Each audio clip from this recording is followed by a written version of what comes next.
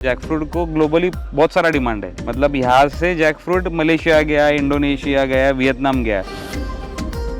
4 से 4.5 बादाम में जितना न्यूट्रिएंट्स है वो एक जैकफ्रूट के सीड के अंदर उतने न्यूट्रिएंट्स है। तो इसीलिए पुराने जमाने के लोग वो रोस्ट करके बॉईल करके खाते थे। तो this is one of the product. हम लोग ने अभी प्रोसेसिंग के ऊपर ज़्यादा फोकस किया हुआ है। तो एक फार्मर को अगर एक्चुअल में पैसा मिला के देना है तो सिर्फ खेती करके तो वो नहीं हो सकता, पर कोई फार्मर को अगर प्रोसेसिंग में भी कुछ करना है, इसमें से कोई एक ही प्रोडक्ट पकड़ेंगे, सीड पकड़ेंगे, छिलका पकड़ेंगे, राइप नहीं तो रॉ पकड़ लेंगे, तो वही के ऊपर फोकस करके एक अच्छा खासा उसमें से बिजनेस वेंचर तैयार हो सकता है।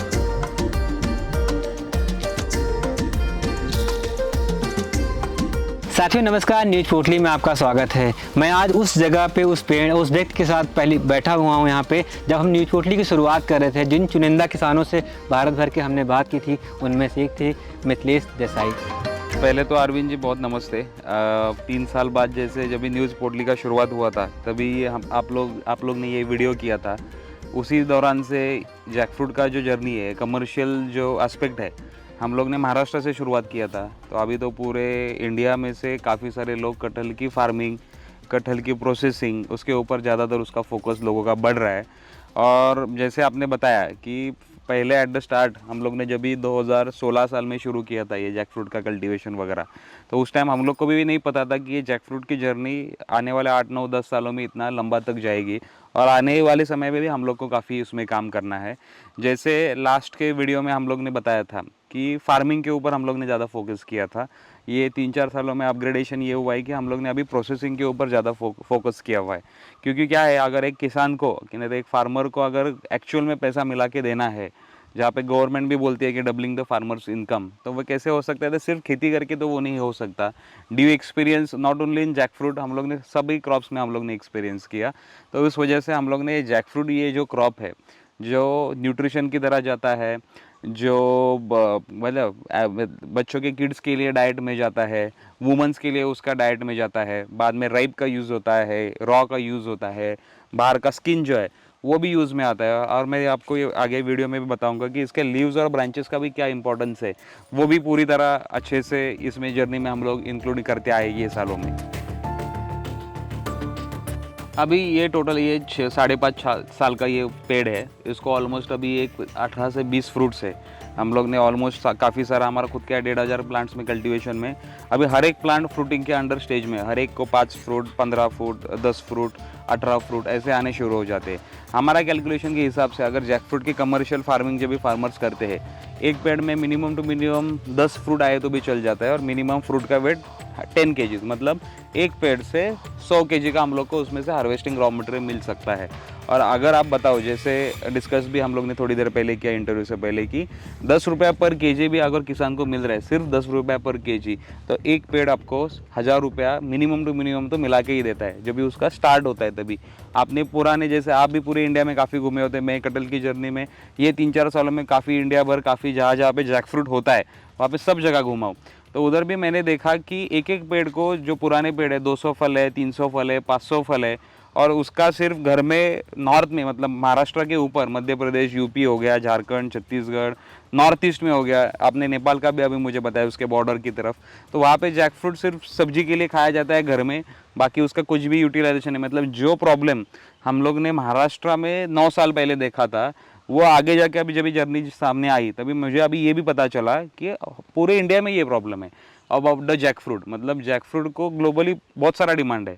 मतलब यहाँ से जैकफ्रूट मलेशिया गया, इंडोनेशिया गया, वियतनाम गया, और वो देशों ने उसमें इतनी डेवलपमेंट की कि आगे अभी पूरे दुनिया में जैकफ्रूट और जैकफ्रूट के प्रोडक्ट्स ये 3 देश भेज रहे हैं। और जो पोटेंशियल अपने इंडिया में काफ़ी सालों से और ऑलरेडी काफ़ी सारा है।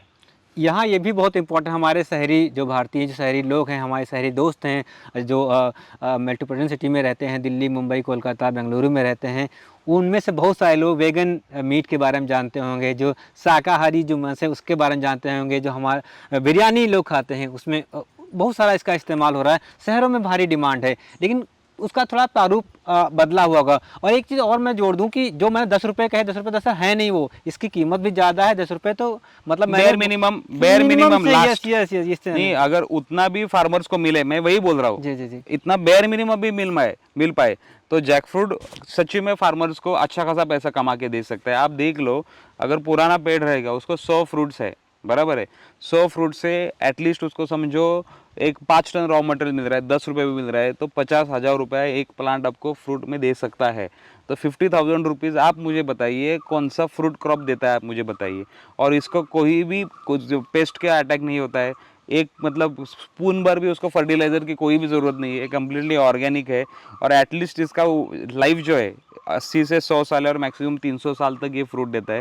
मतलब हम लोग बोलते हैं कि 5 पीढ़ियाँ बैठ के खाएंगी, तो एक्चुअल जैकफ्रूट का कल्टीवेशन करेंगे तो एक्चुअल में 5 पीढ़ियाँ बैठ के खाएंगे, क्योंकि उसमें से इतना लॉन्ग टर्म उसमें से हम लोग को इनकम आने वाला है। लेकिन बहुत सारे लोग जो हैं, जो हमारा कुछ तरीक़ों में दिक्कत है, शायद दिक्कत होगी वैरायटी में, कि पेड़ बहुत बड़ा, मतलब बहुत देर में, एक तो मैंने देखा कि बहुत सारे लोग, इसका कमर्शियल तो कुछ था ही नहीं, किसी ने ऐसे बीज गाड़ दिया, पौधा लगा दिया, लग गया तो लग गया, वो चल रहा है, एक तो वहाँ पे है। तो हमें आप ये बताओ पहले तो, ये तो हमने देखी, आपने जब इतने सारे राज्यों की आता, ये लेटेस्ट हमने आपको झारखंड का फोटो देखा, जी, झारखंड में बहुत सारा ये होता जैकफ्रूट है। है। हाँ, झारखंड के बारे में तो ये है कि वहाँ पे पिगरी, मुर्गी, बकरी हर एक आदिवासी घर के आंगन में आपको मिल ही जाएगा, बारगार द्वारे पे मिल ही जाएगा, लेकिन वो सिर्फ अपने खाने के लिए। तो आपने उसे कैसे देखा और कैसे उसको मोनेटाइज करने की तरफ क्या करने वाले हैं? अभी मैं वही बोल रहा हूँ कि जब ये जैकफ्रूट का थोड़ा बैकग्राउंड बता दे। अभी जर्नी होते होते अभी 20-25 दिन पहले ही मैं प्राइम मिनिस्टर मोदी जी के सामने प्रेजेंटेशन भी करके आया था। उसके बाद ये हर एक स्टेट में जो जैकफ्रूट होता है, उधर से लोगों ने बुलाना शुरू किया। मतलब गवर्नमेंट के ऑफिसेस है, एनजीओज है, जो अलग अलग स्टेट्स में काम कर रहे हैं। तो तभी ये फिलहाल में जब मेरा घूमना हुआ ये नॉर्दर्न बेल्ट में या थोड़ा नॉर्थ ईस्ट में, तब मैंने देखा कि जो जैसे मैंने बताया कि problem which we are facing 2016 में इधर महाराष्ट्र में, वही प्रॉब्लम पूरे इंडिया में है। किसी का ऑर्गेनाइज तरीके से जैकफ्रूट का कल्टीवेशन नहीं हो रहा है। जो पुराना पेड़ है उसमें से सिर्फ घर के कंजम्पशन के लिए, जैसे आपने बताया, सिर्फ यूज़ किया जा रहा है। मार्केट में कोई ऐसे बेच नहीं रहा, या उसका क्या कमर्शियल वैल्यू है वो फार्मर लोगों को, रूरल प्लेसेस में जो वुमेंस है उनको भी पता नहीं है। एक्चुअल इसका प्रॉपर यूटिलाइजेशन हम लोग वही सोच रहे हैं अभी कि पैन इंडिया लेवल इसका एक ऑर्गेनाइज्ड फॉर्म में कुछ तो बनाया जाए जैकफ्रूट के लिए, क्योंकि पूरे भारत देश में ऑलमोस्ट 85 to 88% स्टेट्स में और एरिया पे जैकफ्रूट हो रहा है। सिर्फ आप देखोगे तो दिल्ली के ऊपर के जो स्टेट्स है 2-3, मतलब कश्मीर है, हिमाचल है, उत्तराखंड है, उधर जैकफ्रूट का परसेंटेज कम है। और इधर ये सिक्किम में, नहीं तो पूरे भारत में जैकफ्रूट है। अभी इंडिया का देखो तो महाराष्ट्र में, आधे महाराष्ट्र और नीचे का जो बेल्ट है यहाँ पे राइप जैकफ्रूट का कंजम्पशन ज़्यादा है। जैसे हम लोग नॉर्थ में जाएंगे, नहीं तो ये विदर्भ बेल्ट है महाराष्ट्र का, उधर वो कटहल सब्जी के लिए ज़्यादा यूज़ किया जाता है। उनको पता ही नहीं कि ये राइप जैकफ्रूट होता कैसे है, उसका टेस्ट कैसा है, उसका यूटिलाइजेशन क्या हो सकता है, उसका प्रोसेसिंग क्या हो सकता है। तो इसके लिए थोड़ा अवेयरनेस होना ज़रूरी है। हम लोग हमारी तरफ से तो काफ़ी इसका कोशिश कर रहे हैं। जैसे हम लोग ने एफपीओ इधर महाराष्ट्र में बनाया, इधर अपना एफपीओ अपना है। अभी हमारा एफपीओ 6 साल पुराना हो गया। ऑलमोस्ट 1100 फार्मर्स के लोगों के साथ हम लोग काम कर रहे हैं। इसमें हम लोग ने क्या किया कि जो वेस्टेज, जो जैसे आप बोल रहे हो कि जैकफ्रूट जो वेस्टेज जा रहा है, वो सभी का सभी जैकफ्रूट हम लोग ने यूटिलाइज करने का एक प्रॉपर एक सर्कुलर इकोनॉमी सिस्टम बनाया है। इसमें क्या हो जाएगा कि पुराना पेड़ जो है वो फार्मर कलेक्ट करके इधर लेके आएगा, इधर प्रोसेसिंग हो जाएगा और इधर से डायरेक्टली एक्सपोर्ट होगा, नहीं तो पूरे इंडिया में उसका सप्लाई हो जाएगा। फल का मतलब अपने फल, फ्रूट का मतलब फ्रूट भी 3 स्टेजेस का। ये पहला, अभी आप मैं आपको दिखाता हूँ, ये छोटा है, इसमें बीज अभी तक तैयार नहीं हुआ है, तो इसका प्रोसेसिंग अलग होता है। ये आप जो देख रहे हो इसमें भी बीज हो गया है, पर सब्जी वाला ही जैकफ्रूट है। और अभी ये और 15-20 दिन के बाद अगर ये निकालोगे तो वो पक जाएगा। तो ये 3 स्टेज का हम लोग ने सेग्रीगेशन किया हुआ है। तो ये 3 स्टेज का जैकफ्रूट हम लोग फार्मर लोगों से खरीदते हैं, जिनके पास पुराने पेड़ भी है और जिन्होंने नए से अभी कल्टीवेशन भी करना शुरू कर दिया, उनसे हम लोग ने ये प्रोक्योरमेंट करना शुरू कर दिया। मतलब फार्मर को बेचने का कोई प्रॉब्लम नहीं होना चाहिए। मतलब क्या है कि जैसे इंडोनेशिया, मलेशिया में जो हम लोग ने देखा कि कमर्शियल एस्पेक्ट से उधर जहाँ पे जैसे फार्मिंग और प्रोसेसिंग हो रहा है, वही अपने इंडिया में होना चाहिए। और जैकफ्रूट का आप देखोगे, जैसे अपने वीगन का भी बताया है कि many of the people all over the world, सब जगह ज़्यादातर देश अभी वेजिटेरियन की तरफ बढ़ रहे हैं। तो वेजिटेरियन में सबसे ज़्यादा मेन वीगन मीट का substitute only and only jackfruit है।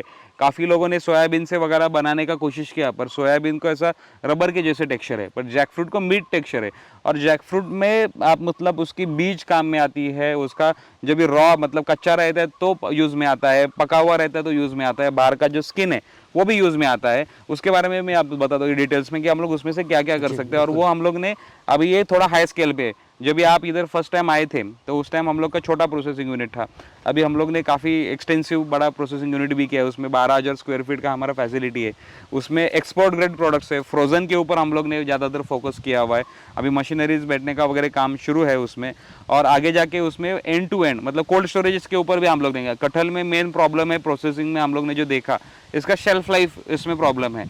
मतलब ये साल में एक ही बार आता है, पेरिशेबल क्रॉप पेरिनियल क्रॉप है, तो इसकी वजह से उसका स्टोरेज करके रखने के लिए एक आधा प्रोसेसिंग फैसिलिटी अगर चलना है 250 दिन एटलीस्ट 365 में से, तो उसका स्टोरेज का इशू था। तो हम लोग ने स्टोरेज का इशू सॉल्व करने का कोशिश किया।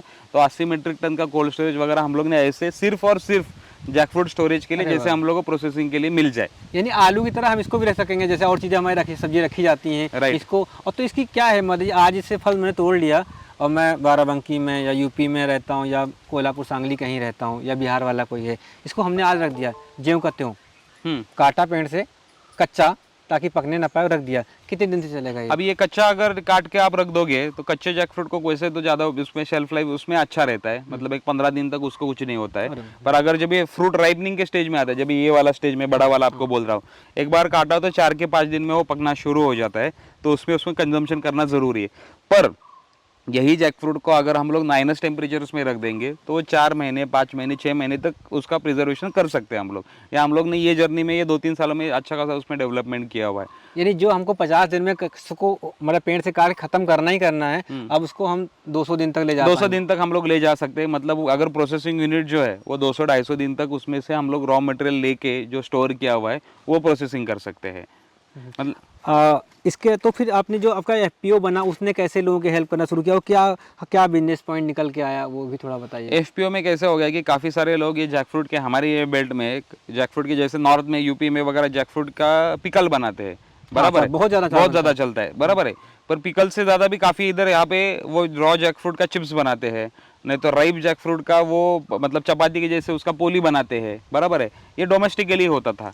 हम लोग ने थोड़ा 2 स्टेप आगे गए। उसमें क्या है कि राइप जैकफ्रूट का चिप्स है, सीड का रोस्टेड फॉर्म में, नहीं तो सीड का पाउडर फॉर्मेशन में, ऐसे काफ़ी प्रोडक्ट्स ऐड ऑन हुए। एफपीओ का आप देखोगे फ़ायदा ऐसे हो गया कि जो जैकफ्रूट पूरी तरह पूरे इंडिया में जैसे वेस्ट हो रहा है वैसे यहाँ पे हमारे बेल्ट में भी वेस्टेज हो रहा था, वो हम लोग ने लोगों से प्रोक्योर करना शुरू किया। मतलब फार्मर लोगों को पता चल गया कि अरे एक ये जैकफ्रूट का पेड़ हम लोग को 5,000-6,000 रुपये कमा के दे रहा है, जो इधर का अल्फांसो कमा के नहीं दे रहा है, जो कैशू कमा के नहीं दे रहा है, जो कोकोनट कमा के नहीं दे रहा है, और हम लोग उसको लागत कुछ भी नहीं लगा रहे।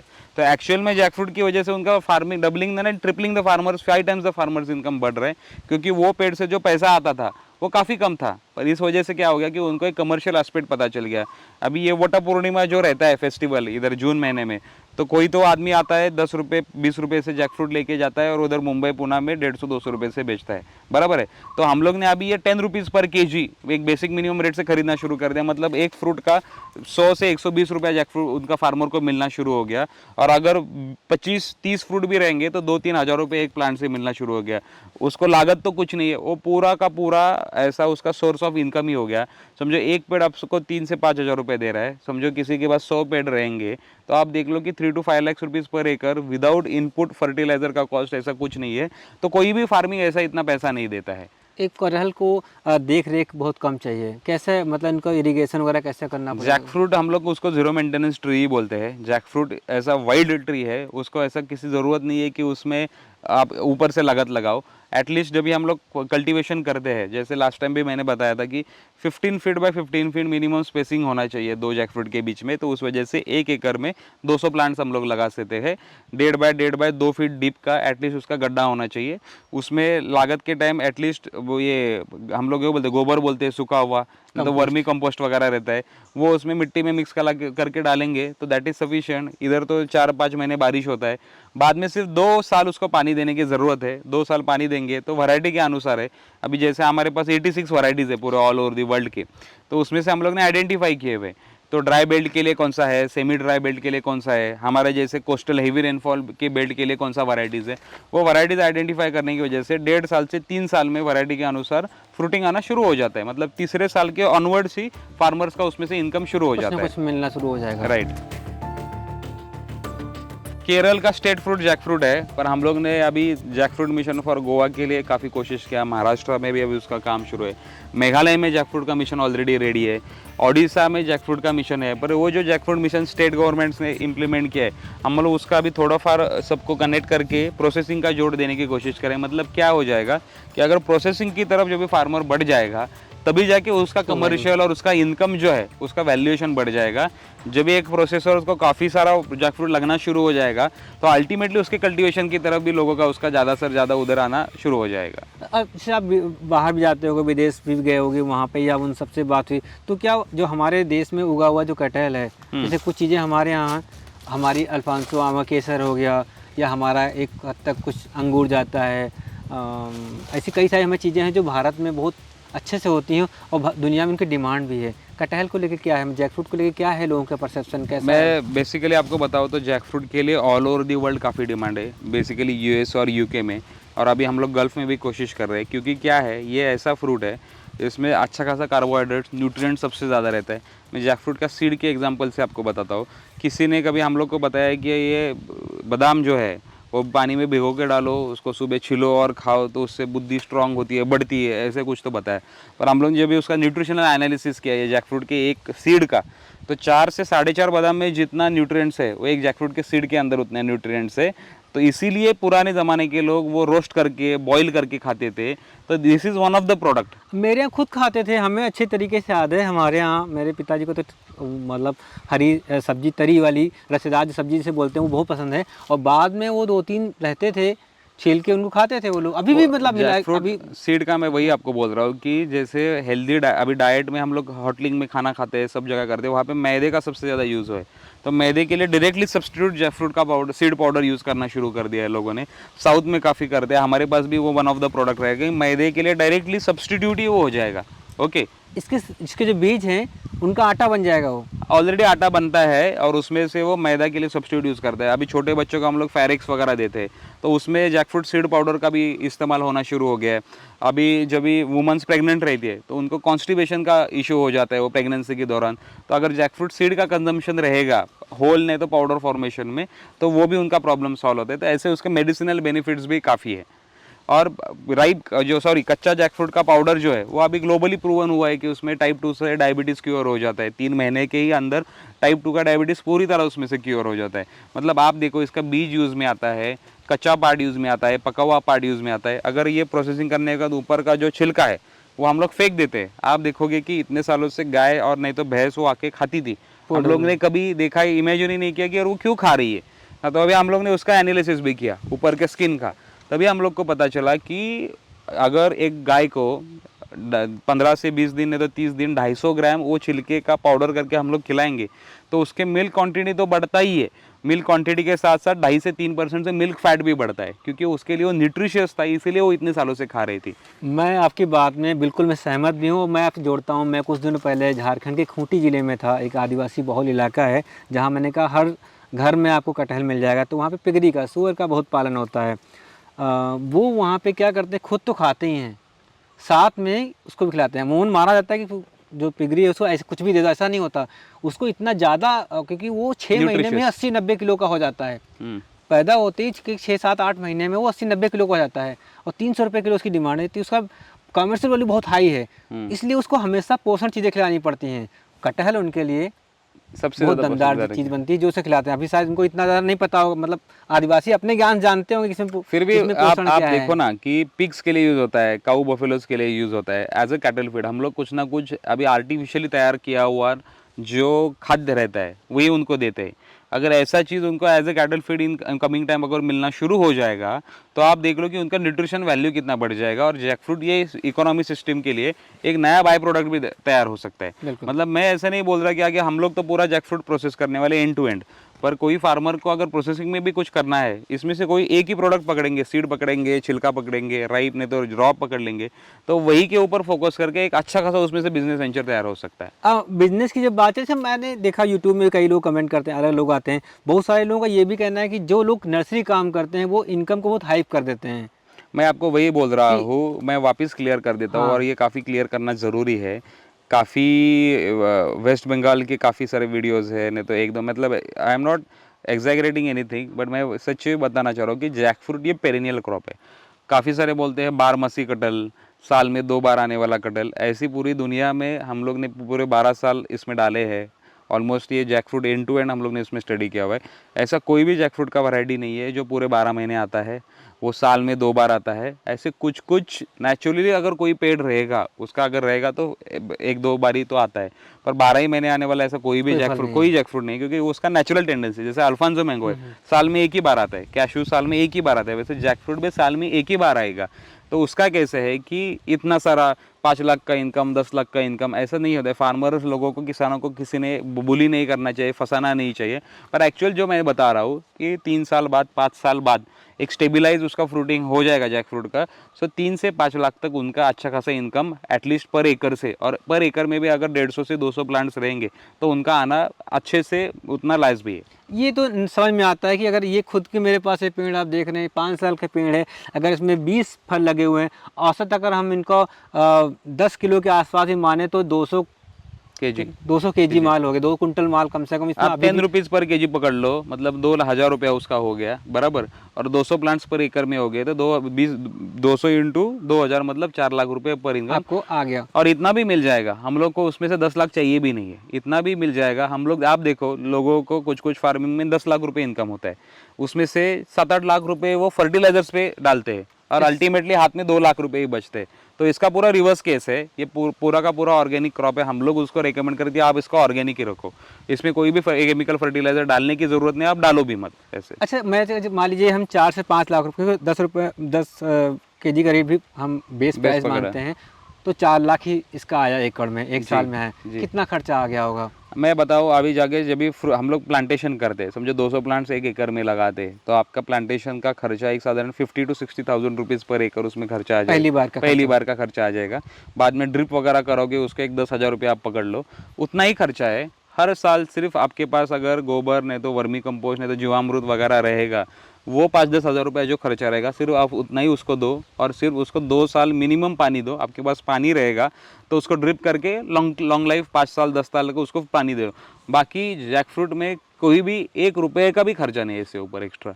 आप देख लो, मतलब एक ही बार लागत लगानी है और सिर्फ उसका मेंटेनेंस करना है।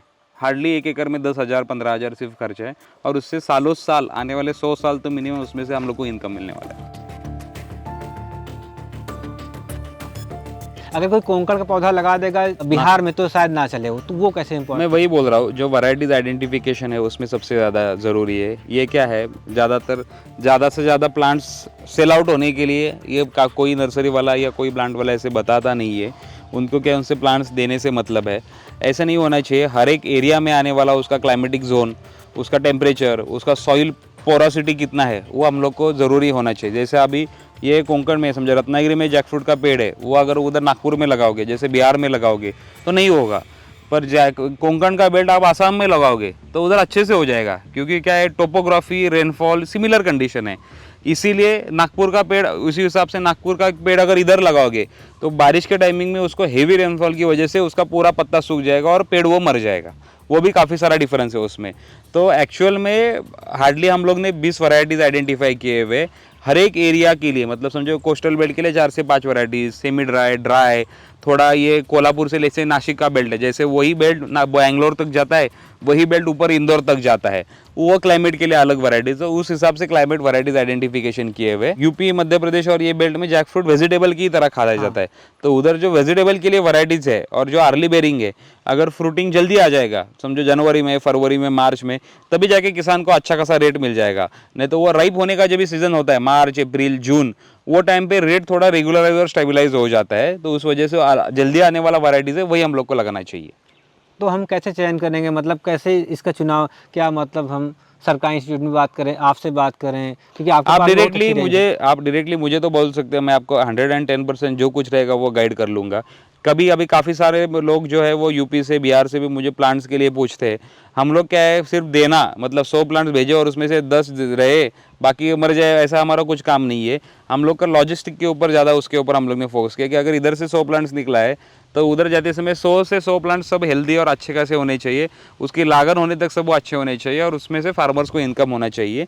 एग्रीकल्चर यूनिवर्सिटीज़ थोड़ा बहुत अभी उसमें काम करना शुरू कर लिए, पर अभी एंड टू एंड नॉलेज अभी उनका पास भी नहीं है, क्योंकि jackfruit is a emerging crop and a commercial crop, वो जो अच्छा पैसा कमा के दे सकता है। But I am always there for you. अगर उसको कुछ भी रहेगा आगे जाके, जैकफ्रूट अगर किसी ज़िले में से, किसी तहसील में से इकट्ठा करके भी अगर हम लोग किधर देना है, कैसे बेचना है, उसके लिए हम लोग भी सिस्टम बिठा रहे हैं। मतलब अगर कहीं आगे जाके बिहार, यूपी, नागालैंड है, तो किधर का भी अगर फार्मर रहेगा, उधर का कोई फार्मर प्रोड्यूसर कंपनी है जो आगे आ रहा है हमारे साथ काम करने के लिए, तो व्हाट वी आर डूइंग, हम लोग पूरे ऑल ओवर इंडिया के लिए काम करने का सोच रहे हैं। तो उस हिसाब से जैकफ्रूट एज ए इकोनॉमी, मतलब कोई कटल वेस्ट नहीं होगा, नहीं तो कोई भी कटल पूरा का पूरा मार्केट में बेचने के लिए जाने के बजाय उसका प्रोसेस फूड होके ही जाएगा। ऐसा हम लोग के उसमें सोच विचार है। कि अब ये तो बहुत अच्छा है कि भारत में बहुत सारे एसएचजी हैं, सेल्फ हेल्प ग्रुप हैं, बहुत सारे एनजीओ काम कर रहे हैं, कुछ जगह पे एफपीओ बनाए गए हैं। तो वो लोग अगर आपसे जुड़ते हैं तो मतलब क्या कुछ, या पौधे लेते हैं या बात करते हो, क्या कुछ बैग जैसा कुछ इंतजाम हम लोग होता है? उसमें वही कर रहे हैं कि बाय बैक एग्रीमेंट्स फार्मर्स लोगों की, नहीं तो एफपीओस के साथ कर सकते हैं, सेल्फ हेल्प ग्रुप के साथ कर सकते हैं, और नेशनल लेवल का कुछ तो पॉलिसी होने का हम लोग उसमें एक्सपेक्ट कर रहे हैं। उस पॉलिसी की वजह से क्या हो जाएगा कि जो वेस्ट हो रहा है जैकफ्रूट, जो इतना न्यूट्रिशियस है, जो ज़्यादातर फ्रूट से बजाय फूड के जैसे ज़्यादा ट्रीट किया जाता है, तो अगर उसमें बायबैक रहेगा, एक पर्टिकुलर रेट डिसाइड करके, समझो 10 रुपया, 15 रुपया, 20 रुपया, कुछ भी रहेगा, जो फार्मर्स को भी अफोर्डेबल रहेगा और ख़रीदार को भी अफोर्डेबल रहेगा, ऐसे करेंगे तो पूरे इंडिया का जो जैकफ्रूट है वो अच्छा खासा एक सिंगल प्लेटफॉर्म के नीचे लाके उसका यूटिलाइजेशन अच्छे से कर सकते हैं।